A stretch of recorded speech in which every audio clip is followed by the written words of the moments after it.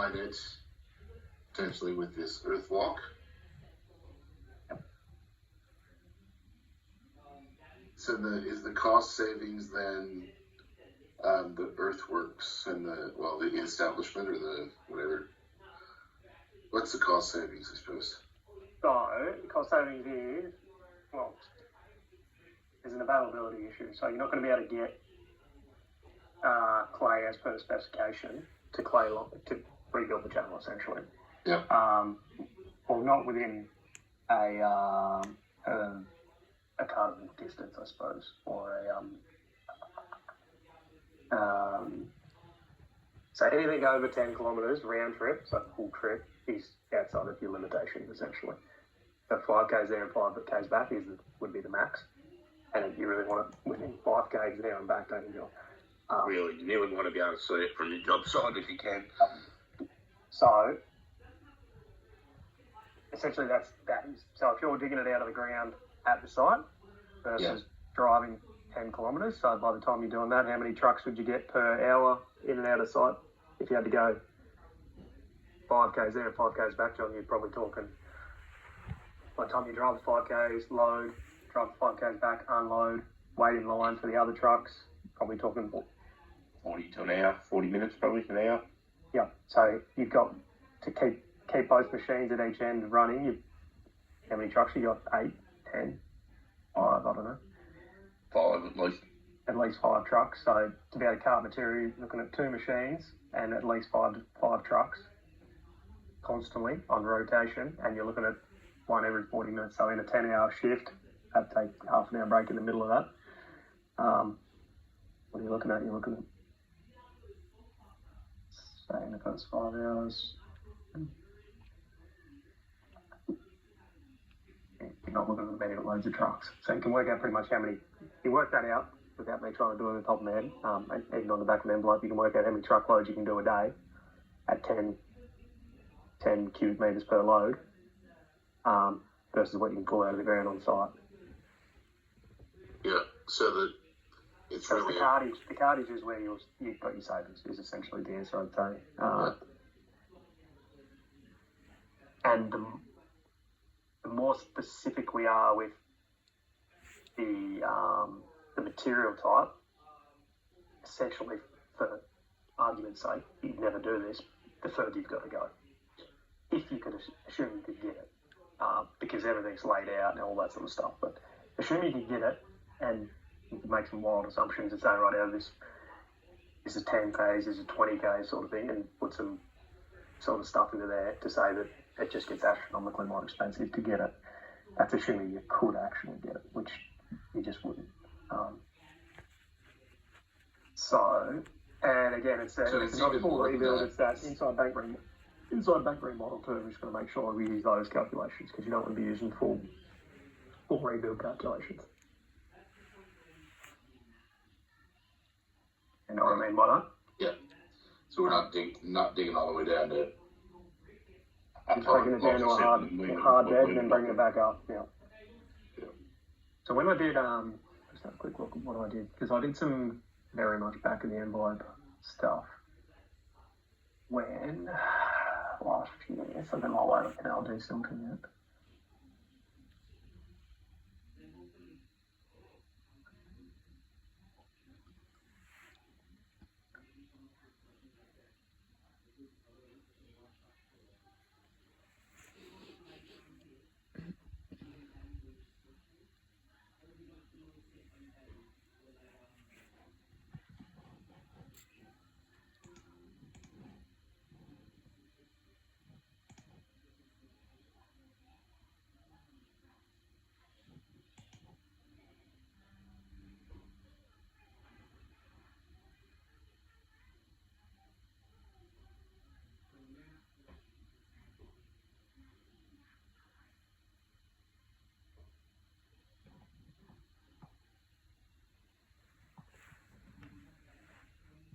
I can't find it right now, but I do have it somewhere.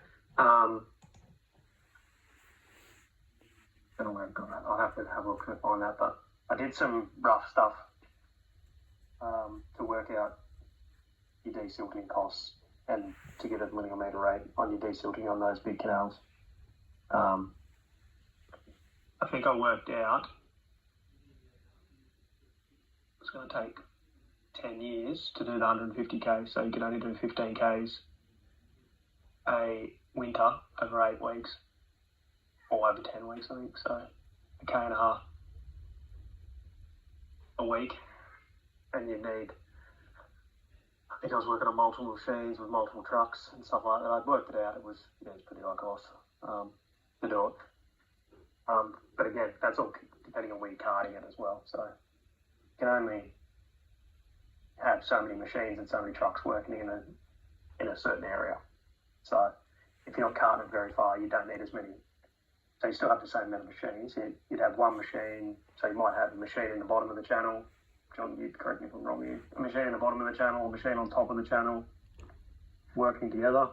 Then the trucks working with the machine on the top. Then you've just got them in a loop, dropping material at the back of the bank or something like that. Or you might have Moxies or something like that, which can take more. I would think Moxies, Jared. Yeah. That's so you might have very good mode. Yeah. So, or you might have the Moxies drive in. So you just have 2 machines, one either side or something like that in the floor, and then the Moxies working with it or whatever. But you can work it out to, say, two excavators and 3 Moxies or something like that would be your desilting crew for a week or something like that. And then that would give you a pretty rough estimate on how much desilting you need to do however many millimetres or whatever. This is about how I explained it to Scott, Jared. I think with that sand hills in particular, like there's a lot of material there. So your first job would be to dig a bund or a borrow pit for the silt to go in. Yep. Because as you know, it just runs everywhere. You've got to contain it somehow. Yep. So you would probably dig your borrow pit of material you were going to use, stockpile it, desilt your silt back into that with Moxies, I would think. Yeah, and fence it off so no one ever goes in there. Yeah. Yeah, well, you can go long and not as deep. Yep. That's one of the biggest problems is the room to put that silt. Yeah, that's right, and that's why those silt trenches are good, because you can get essentially what's your bucket width? 1500 or 1200 digger bucket? What's your digger bucket width? Oh, the buckets of 800 or something. Oh yeah, I don't know. You'd be able to dig. Can you dig with those? I don't know if you could dig in a silt trench. You would in that stuff. Okay, right. Yeah, and then you can go down your 2 meters, so you can get a pretty good trench there that you're backfilling as you go on top of it. So.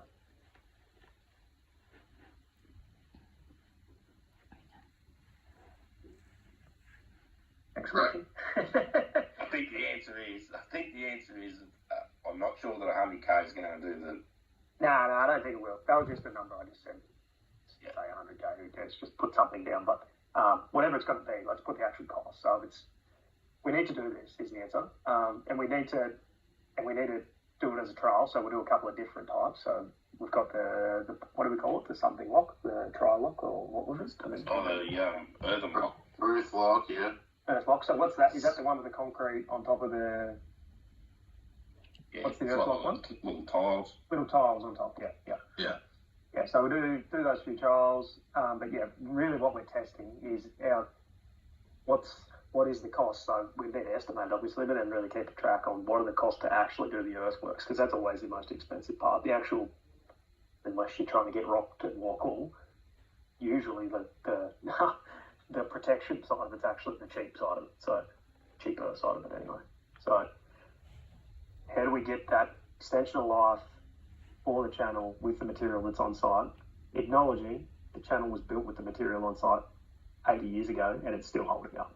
So that's the assumption is that the material that's there is still okay to continue to use, which is not going to be the case everywhere. You might have to, there'll be some cases where you do have to bring it in, but hopefully you're not bringing it in 5 to 10 k's, you're bringing it in from a bit further up the channel type of situation if you've got a sand seam or whatever. Sand hills crossing. But what about it's a lot of sand. But. Deposited material? I don't think we can. Yeah, so when we were at Goulburn Water, and again we had and what had like the operations manager telling us how the infrastructure side of things, he thought that they'd used the deposited material to build the bank, and it was not the case. So they were, when we talked to the bloke who was running the excavator crew, the supervisor or whatever he was, he said, no, we removed the deposited material and exchanged that for the better material behind the bank. So they dig a silt trench, use the material out of the silt trench, and then put the shit back into the silt trench. Okay. So when we first talked to the first guy was, oh no, they're rebuilding it with the material that's on the like in the channel. So they're essentially reforming and whatever, which is not the case. Which didn't make any sense because that's not how it works. You still need to remove all your silt, get down to a hard bed, and then start again. What you're not going to be able to get is 98% compaction with class 3 and above, or whatever it was on the drawing. And you're not going to find where we're dealing with this stuff. Maybe we will find it, but whether we're finding, I doubt we're going to find a hell of a lot of class 4 material that's just at the back of the bank type of stuff, especially if we target the bad areas first. So the bad areas are predominantly bad material, so they're not class 4 clays. You'd be looking at probably class 2s and stuff like that. We're going to struggle to get 95% compaction with them, which is what the standard says. So then we need to protect it. And then that's the test really is, if we don't get 95% compaction, which is really not a high compaction level, like it's sort of pushing it in with the back of your bucket, John, like we do with our minis around our structures, is it going to hold up? And the answer is, as we know, John, when we do that type of work, it doesn't last that long if you don't protect it properly. Yeah, that's saying not long. How long's not long? Get years out of it if there's no cattle damage, I suppose. Yeah. How many years? Did you say? I don't know. Maybe John might be able to answer that one better for me than I do. But you would get years out of it. The problem is most of the problems we're fixing are cattle damage, so the cows just come back and wreck it again. So we don't really have that good. It'd be very anecdotal. Yeah. Scott, I done one of these jobs a few years ago. Jared, and I'll go and get you some photos. Oh yeah, because we rebuilt in the canal. We rebuilt around a road bridge with the silt, exactly what we're talking about doing. And the project got pulled up, so we never got to put any GO or rock so we just built it out of the raw material, and it's been like that for what it be? It's 3rd or 4th year now. Where is that one? We'll have to go and look at it. Martin Road. Only just out on Wolfshed Road here, Jared. It's not far out of town. Yeah,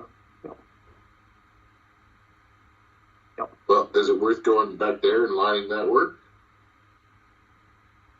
I'd say probably too late now. Too late? Yeah. It'll be interesting to see how it looks, though. Yeah, definitely want to see how it's looking. I would imagine what it looks like is what that channel out at on the Yarraman looked like when we went there the other week. You've got that at that water line. Yep, you've just got the shelf. I would imagine that's exactly what that looks like. Yep. Because that's what we've seen in Goulburn water. Even where they had rock, if you don't look after the rock, you essentially get it undercutting at the water line. You end up with your bank above it erodes, and then you end up with the shelf. Slump. Yeah. Oh yeah, so it slumps and then there's a shelf. Yeah, so it holds up at the water line, but everything above it slumps. Yeah, because it's got nothing underneath it. You sort of essentially got that undercutting, and then everything above constant wave wash on that silty shit, and it just keeps working at it. Yep. So it just keeps undercutting straight, like on a horizontal, undercutting horizontally, cut, and then eventually stuff that's hanging above it just falls in. Yeah, including rock and stuff like that in a rock line channel. So if you don't maintain the rock, it does the same stuff still over time, which is what we see in the Goulburn water. So how I would do this, you go, John. At that Sand Hills crossing too, Jared, you know where the Telstra hut is, so between, you go downstream from the road bridge a bit, you've got the Telstra hut, and you're at ground level there where all those willows and I don't know whether you could bowl them willows over and get a scraper in there and like start at ground level and bring some fresh material out of there. Yeah, well, that's what we're going to have to look at. And on the other side as well, there's a little bit of, it's not a road reserve, but like the channel reserve on the north side of the channel. Yeah, I'd say that's where you're going to get the material. Yeah. So probably the question is, are we just going to do the outside bank? because then we don't need to desilt the whole channel. So we're just going to do one bank, which is the outside bank's the worst bank. It's going to be eroded quicker, essentially. So you don't have to desilt the whole channel.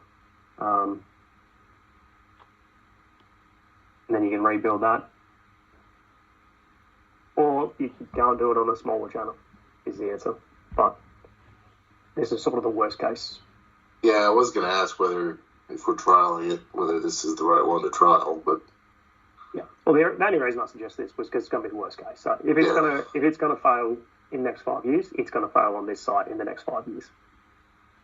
My only concerns is if it's the worst case, John, well, after speaking to John, I'm not concerned about, like, constructability in the first place.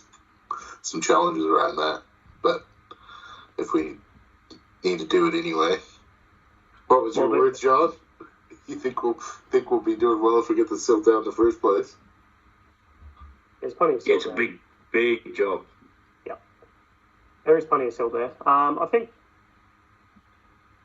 if we treat it like that, though, we could be able to manage it. Don't treat it as if it's not a big job. Treat it as if it is a big job and get the team and the right machinery in there. We would do that, Jared. Is that what you were thinking? Yeah. So that first corner always looks terrible, and you can, as you can see, Scott and Patricia there, where your dark lines from your weed are, that sort of shows where the actual water course is. So you can see that the channel's really oversized. Yep. So that's a silt bar there. Like that'd only be a foot underwater. That. Yeah. So that whole, I don't know if I'm not really suggesting. Just zoom out a little bit more, John. See if there's a bit more of a. That first corner might be something we don't try and do too much with. I don't know, the channel sort of, it expands right at the bridge, but then it actually holds its shape all the way through there. It's not like it gets really wide and then narrows back up again in that section. So it actually holds its shape pretty well. So inside the silt is nearly the true profile of the channel, isn't it? Like even around here. Yeah, it's the same on that on the inside of the other corner. Yeah, that's right. The channel's 10 metres too wide, or 5 at least. The answer is we don't want to try and this is where we come. This is what we need to know, Scott, with the that profiling question. Is that causing us a problem or not? On a big channel like this, it wouldn't. The cost of bringing it in is exorbitant. We wouldn't do that. There's not enough material on that site to bring that channel in. So if you zoomed in, John, back into that corner. You would just yeah, well, I might have misunderstood you too, Jared. So you would remove the silt and just rebuild the batter. Yep. Yeah, you can't. I don't think we can afford to bring it in. And this could give us 2 tests in the one test. So in this situation, if you just zoom in on that corner, John.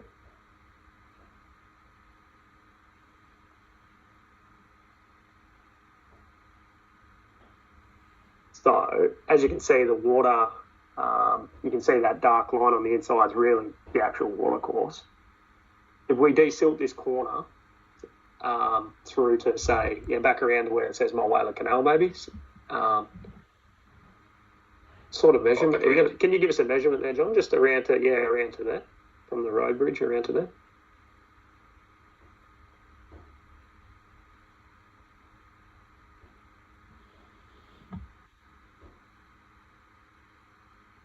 They're looking about 250 metres. So if we said we desilted that 250 metre section, the whole thing,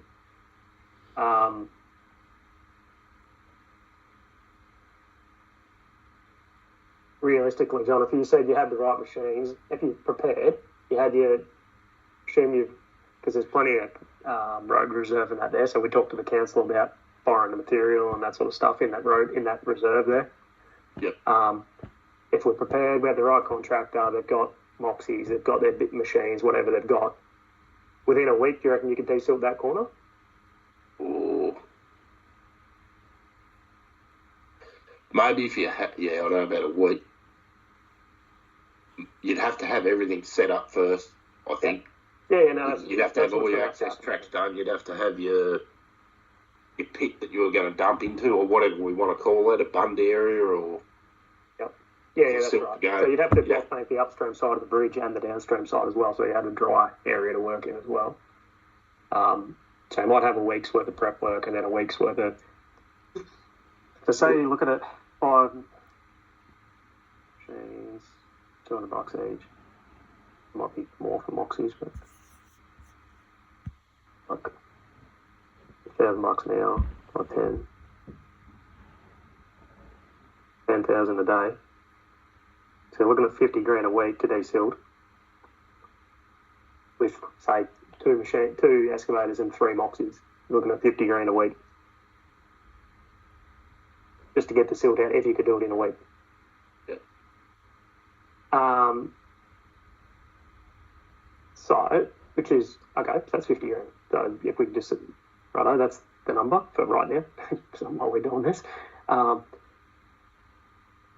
then, is it a week to rebuild it, John, to bring the material back in, to rebuild that? Just the, and this is the question, do we just reform the inside batter? So cut it back, essentially? And then inside, yeah, and then rebuild the outside batter. That would be the easiest way, Jared, if you were just cutting a new batter on the channel side. Yeah, so on the inside of the channel, I think you'd get away with just cutting a new batter. On that outside, I'd say on that outside. As far as the outside goes, mate, there's a shitload of material there you could push around with a dozer to make that bank as wide as you like, really. Yeah, and what I don't want to do, all I don't want to do is make it any wider. If we, these all I'm thinking, because you will cut your batter. You will. On the inside, though, I wouldn't be quite as concerned on that inside, the left-hand bank, looking downstream. So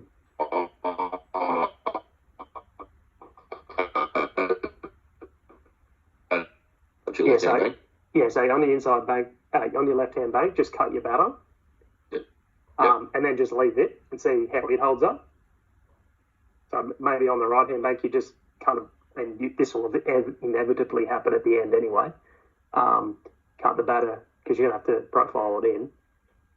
Just cut your batter, and then from there, start bringing it back in, and not bring it right in, but do an inside bank remodel all the way back around to the bridge, and then do your different types through there.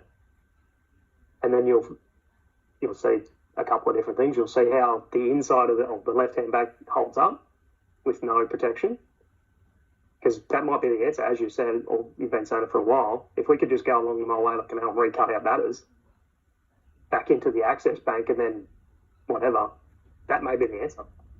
Yep, and that's another thing we done when I first got here, Jared. So I'd know where there's a section of that would be pushing 20 years now, and that's all we done. We just went along and cut the batter.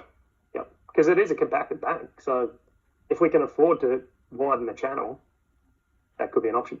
The question there is, though, and this is one of the ones we need to address, Scott, is how important is the design profile of the channel compact?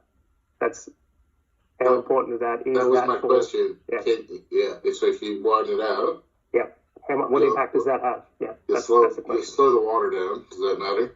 Yep. Yeah, that'll drop the silt out of it. The question is, on a channel this size, does it actually have any material impact, I suppose? And I don't know the answer. These are the types of things that'd be worth. On the inside of the batter there, I don't think it's going to do anything because the water's ripping through there. It's the inside of it. You can see the water flow goes on that, hugs that left-hand bank. So it's not going to deposit any silt on that left-hand side, but it's going to definitely deposit silt on the right-hand side for sure, because it's already doing it.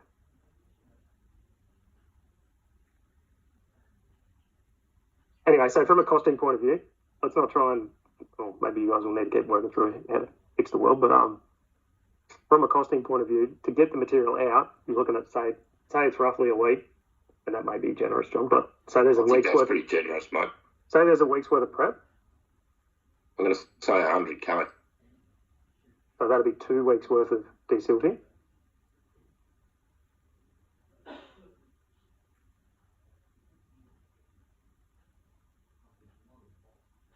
Week worth of rebuilding. Then a week of lining. So you got 50k for your 3 weeks in the middle.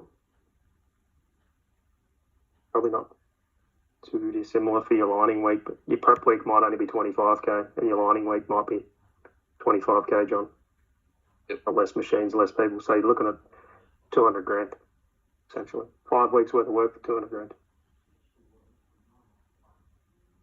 How'd you get to that? I thought 2 weeks of DCLT. So a week of prep work, so 25 grand, so that'll get your bunding areas and all that sort of stuff, your access tracks and that sorted out, because you do it with less machines, so you might have 2.5 machines for the week. Yeah.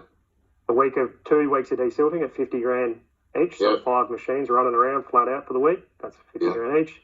A week rebuilding, so you've probably got the same machines bringing the material back in at 50 grand. And then a week of the lining stuff, so you're prettying up and you're finishing it off. So you drop back in the machines and that, you might have a couple extra blokes or whatever, but very rough numbers, obviously. For 200 grand, I'd like to think we could get that 250 metres done. So is that what we want to do, and use that earth lock for that? Yeah, so I'd use rock, I'd use the earth lock. What was our other option? What did they come back with the spray and that sort of stuff? What did they? I haven't seen what they've come back with. Because I think when they were looking at the spray, the earth lock, the rock, and Patricia, you there? HDP lining, I think as well was the other one, wasn't it? Yeah, they did. I had it open a second ago. I really want to do HDP lining if we don't have to, especially there, but it's going to be very visible from the road. Do we want to leave a section unprotected as well? I think that'd be a good idea. The bit at the end, I think, would be all. I mean, the bit at the end is going to be the bit that cops it, is how this will work. I can guarantee you that. So whatever the one that we want to use, put that at the end. So if we think Earthlock's going to be the best solution, put it at the end, because it's going to be always the stuff at the end. And especially, maybe not so much at the end, but it's where you said end of what? Sorry? The end of the lining. So where you stop protecting the channel, the interface of the end of the lining with just the earthen channel is where it'll rip itself out. It'll erode badly there no matter what. I can guarantee you that. From downstream? On the downstream end, yeah. Okay. Yep. So you'll find it'll perform. So if we rock near the bridge and the road, because that's the visible bit, then do the one, then another, then have a control, which would be, if you're looking at over 250 metres, so if you've desilted 250 metres, you might just do 50 metres of each. Right. And then you've got 3 50-metre sections, and then you've got a 50-metre transition back into the normal channel.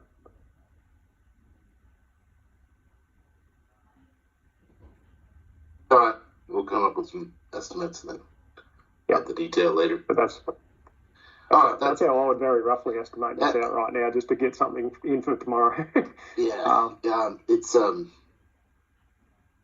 It's making more sense to me now. Yeah. I think I didn't appreciate what we were trying to achieve. Yeah. And it's so what about to do out of this is we come back, we've got all these UV condition assessments that tell us our channels are knackered, which I would expect to happen because that's where we think they're going to be. What are we going to do with that? So if we say on the Mulwala Canal, it's 200 grand. Essentially it's $1 million a kilometre is what we're saying.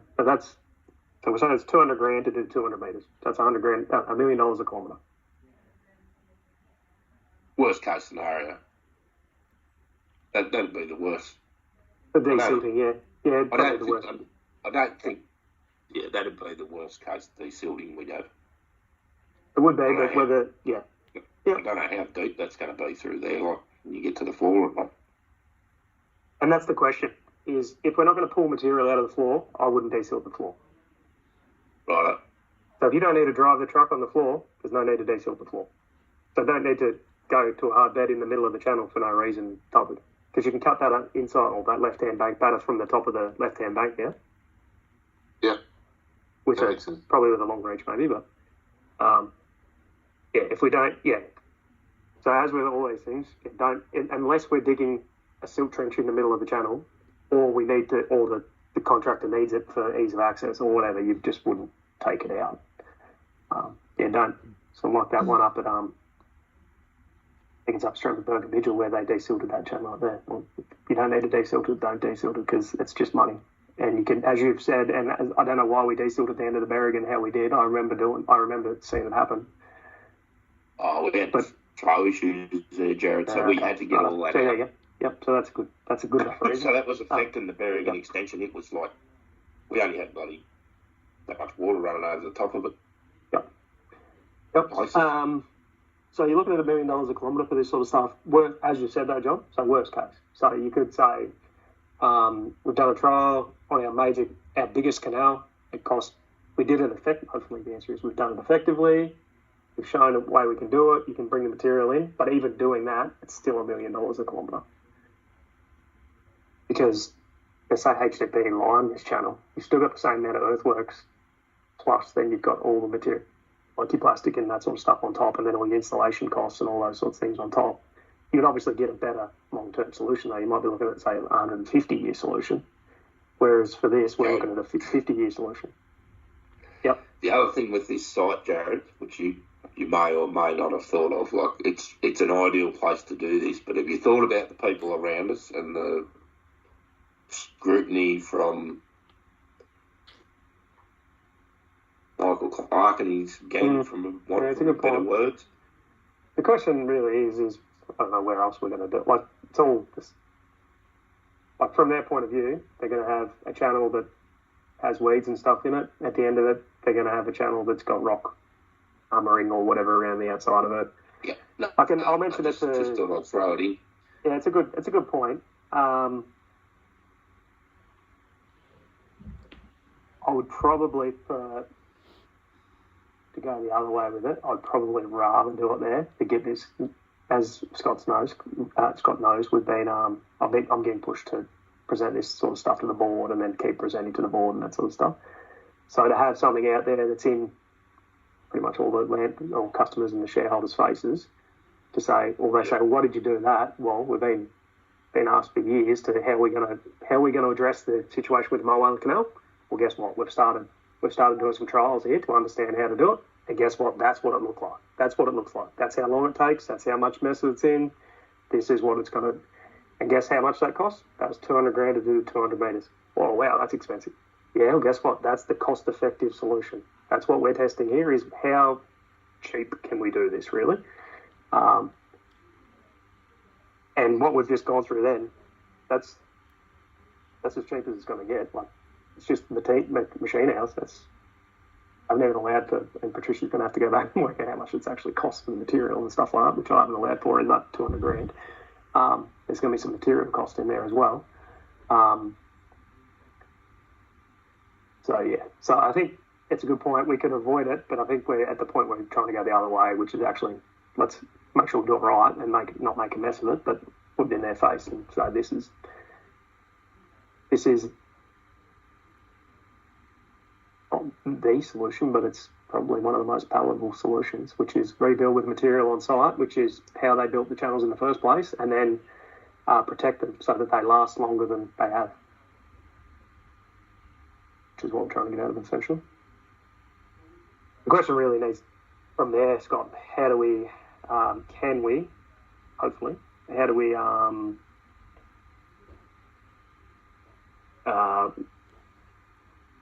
calculate, it's not the right word, I think lost me word, but roll this out across the footprint in a modelling fashion. How do we what's the word? Essentially, because it's not going to be $200,000 everywhere, so it's going to be smaller and smaller. But we don't have to go and do a test on every single size channel to work out what we're going to do either, if that makes sense. What we want to be able to get out of this is, yep, that's the solution we want to go with, and it's I've lost the bloody word. Can't think of it. It saves myself now. No, you're right. But if we can't from unit rates, then you could not expandable. Whatever it is. Anyway. Scale. Scalable. Yes. is this scalable? Can we scale this? And how do we scale it? Because we don't want to have to do, what we want to do is prove it in the worst case scenario and then scale it to be able to use it for modelling purposes across the rest of our footprint. Yeah. So say we've got main canals, we've got secondary canals, we've got tertiary canals, and they get smaller as you go down. The answer might be this is the best solution for main canals, but by the time you scale it at the tertiary canal level, it might be just as cheap just to rebuild the whole thing and start again. I don't know. And that's the type of stuff we want to get to, is that this is our tool for main canals or whatever. Because the answer might be that by the time you've got a 4 or 5 metre wide bed, your machines just don't fit in there anyway. You've just got to knock it over to start again, John, like that type of stuff. So, you get to a point where you just can't actually physically do the work in the same fashion on a smaller channel and that sort of stuff. So, and we've got lots of channels that are different sizes. So, we definitely need different solutions. So they won't all be the same. But this one's, I can't really see any other way of doing the big channels than this way. And they're going to want to know the answer. So it doesn't hurt to start here. And at the end of the day, if we do the trial and we go, well, that was 200 or 250 grand that we just spent fixing up the corner on the Mulwala Canal, and we're not going to do it anymore. The corner's still being fixed. It's not a waste of money. The work's still being done. And we know the answer to the question, can we do large-scale remediation works to the canal effectively? No. Scott, when's your next visit planned? It's like coming to Denny? Couple weeks. 19th or something, was it? 15, 16th, 17th, 18th, 19th. Because I've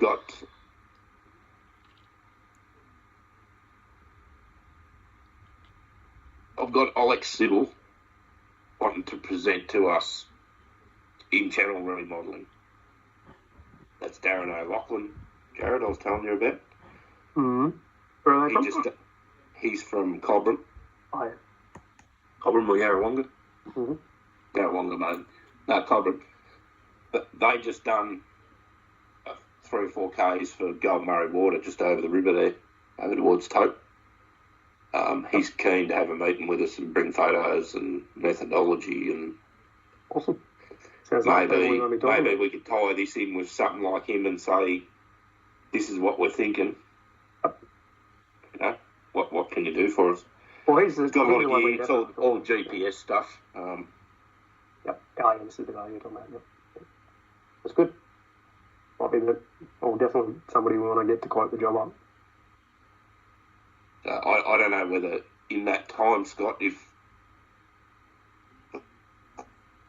3 of us and Duds or whoever want to get in a room with him, I could invite him to Finley or Denny to do a bit of a presentation for us, maybe. Yep. Sounds like and really they're the type of people we'll talk to. Like, I'm making stuff up off the top of my head just by what I've looked at. You want to go and talk to the guys who are actually doing the work. So, yeah, no, that'd be good. So they'll be able to tell you, because they'll have a reason why, like Gold Murray Water doing things, but they'll tell you what the actual benefits are and that sort of stuff. He'll be able to tell. He'll have his own theories. He won't be an engineer or anything like that, but he'll have his own theories on why they're doing it and that sort of stuff. Gold Murray Water give him he designed the whole thing. He done it from low to go for him. There you go. Sounds like the right. We probably won't be quite as liberal with handing things straight over, but yeah, we can definitely work with them for sure.